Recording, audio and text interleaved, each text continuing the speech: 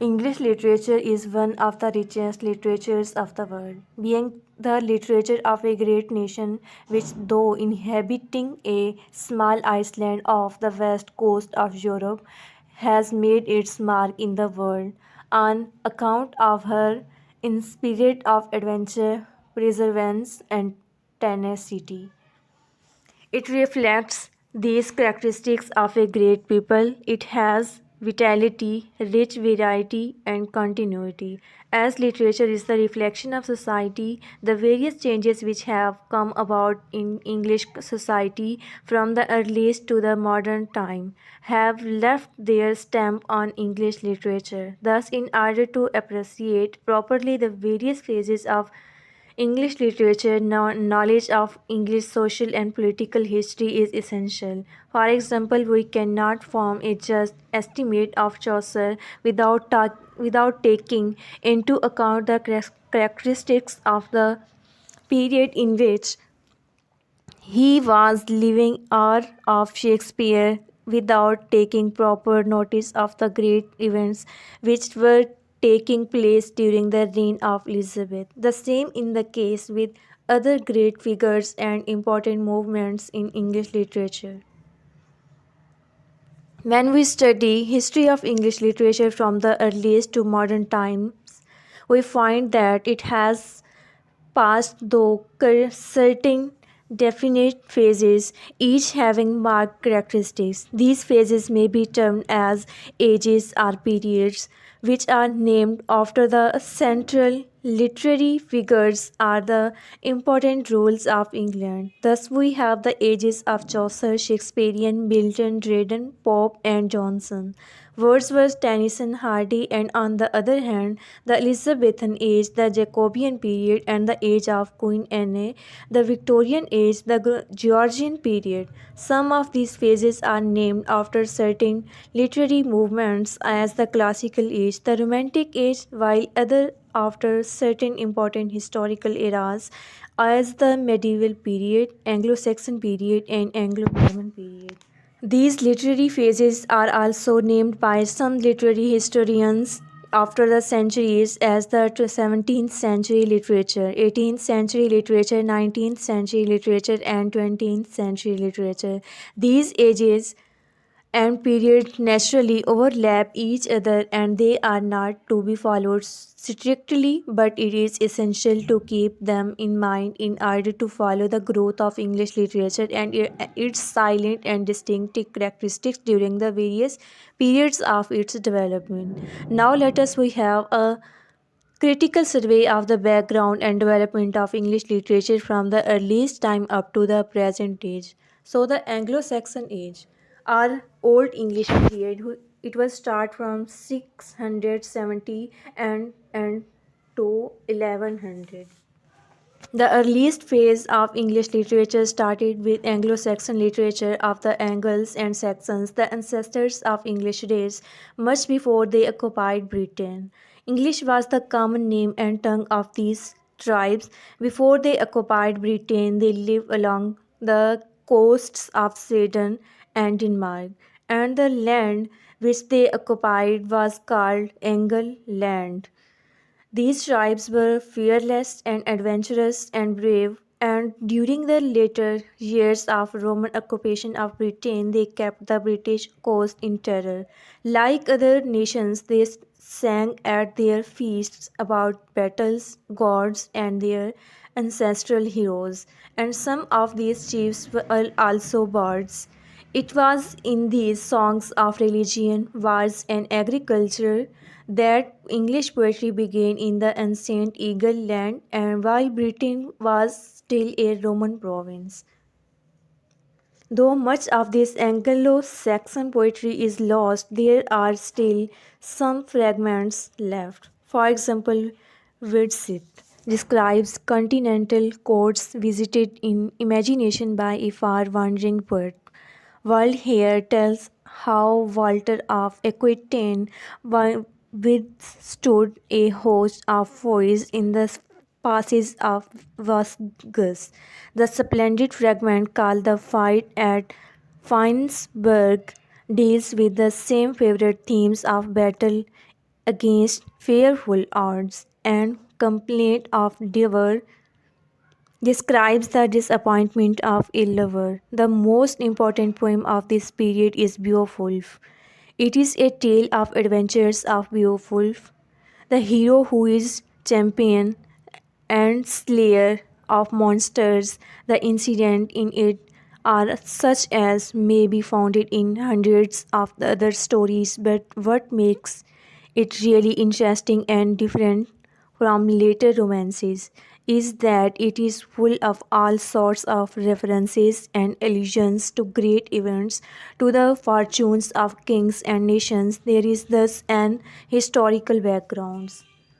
After the Anglo-Saxon embraced Christianity, the poets took up religious themes as the subject matter of their poetry. In fact, a major portion of Anglo-Saxon poetry is religious. The two important religious poets of the Anglo-Saxon period were Caedmon and Cynewulf. Cadman sang in the series in the whole story of the of man, from creation and the fall to the redemption and the last judgment, and within this large framework, the scripture history. Saint Wolf's most important poem is the Christ, a metrical narrative of leading events of Christ's ministry upon earth, including his return to judgment, which is treated with much grandeur. Anglo-Saxon poetry is markedly different from the poetry of next period, Middle English or Anglo-Norman period, for it deals with the traditions of an older world and expresses an other temperament and way of living. It breathes the influence of the wind and storm. It is the poetry of a stern and passionate people concerned with the primal things of life, moody, melancholy, and fierce, yet with great capacity for endurance and fidelity. The Anglo Saxon period was also marked by the beginning of English prose, though the chronicles, which probably began in King Edward Alfred's time. And though Alfred's translation from the Latin, a common available prose was established, which had all sorts of possibilities in it. In fact, unlike poetry, there was no break in prose of Anglo-Saxon period and the Middle English period, and even the later prose in England was continuation of Anglo-Saxon prose. The tendency of the Anglo-Saxon prose is towards observance of the rules of ordinary speech. That is why, though one has to make a considerable effort in order to read verse of the Anglo-Saxons, it is comparatively easy to understand their prose. The great success of Anglo-Saxon prose is in religious instructions, and the two great pioneers of English prose were Alfred and Great, the glorious King of Wessex, who translated a number of Latin chronicles in English, and Alfaric, a priest who wrote some ones in a sort of poetic prose. The Angles and Saxons first landed in England in the middle of the 5th century, and by 670 AD they had occupied almost the whole of country. Unlike the Romans, who came a conquerors, these tribes settled in England and made her their permanent home. They became therefore of the ancestors of English race. The Anglo-Saxon kings, of whom Alfred and Great was the most prominent, ruled till 1066, when Harold and the last Saxon kings was defeated at the Battle of Hastings by William the Conqueror of Normandy, France. The Anglo-Saxon or Old Period in English literature therefore extends roughly from 670 AD to 1100 AD. as it has been made clear in the first part of this book that the literature of any country in any period in the reflection of life lived by the people of that country in that particular period. We find that this applies to the literature of this period.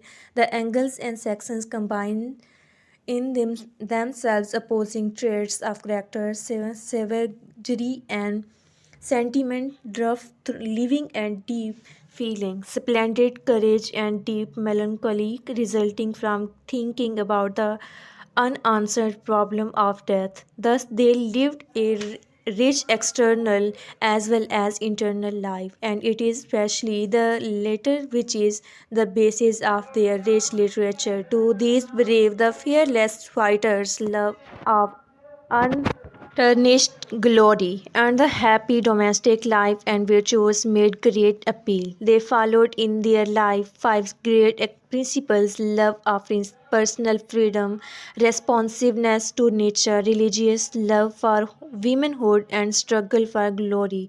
All these principles are reflected in their literature. They were full of emotions and aspirations and loved music and songs. Thus, we read Beowulf, music and songs where the heroes sat. The glee would rang a song of prose. When Hrothgar's scope gave the hall good cheer. The Anglo-Saxon language is only a branch of the great Aryan or Indo-European family of languages. It has the same root words for father and mother, for God and man, for the common needs and the common relations of life. As we find in Sanskrit, Iranian, Greek, and Latin, and it is this old, vigorous Anglo Saxon language which forms the basis of modern English. The Middle English period or Anglo Norman period, which starts from 1100 and ends at 1500. The Normans who were residing in Normandy, France, defeated the Anglo Saxon king at the Battle of Hastings in 1166 and conquered England. The Norman conquest inaugurated a distinctly new epoch in literary as well as political history of England. The Anglo Saxon authors were then suddenly and permanently displaced as the Anglo Saxon kings. The literature afterwards read and written by Englishmen was thereby a completely transformed as the sentimentals and states of English rulers. The foreign types of English literature introduced after the Norman conquest, they first found favor with the monarch and countries and were deliberately fostered by them to the disregard of native forms. No effective protest was possible by the Anglo-Saxons, and English thought for centuries to come was largely fashioned in the manner of the French throughout the whole period, which is called the Middle English period as belonging to the Middle Ages or medieval times in the history of Britain, or the Anglo-Norman period in forms of artistic expressions as well as of religious service. The English openly acknowledged a Latin control. It is true that before the Norman conquest, the Anglo Saxon had a body of native literature distinctly superior to any European vernacular, but one cannot deny that the Normans came to their land when they greatly needed our external stimulus. The conquest effected a wholesome awakening of national life. The people were suddenly inspired by a new vision of a greater future. They became united in a common hope. In course of the time, the Anglo-Saxon lost their initial hostility to the newcomers and all became part and parcel of one nation. The Normans not only brought with them soldiers and artisans and traders, they also imported scholars to revive knowledge, chronicles to record memorable events, minstrels to celebrate victories, or sing of adventure and love. The great difference between The two periods, the Anglo Saxon period and the Anglo Norman period, is marked by the disappearance of the Old English poetry. This is nothing during the Anglo Norman period, like Beowulf or Fall of Angles. The later religious poetry has little in it to recall the finished art of Sinwolf.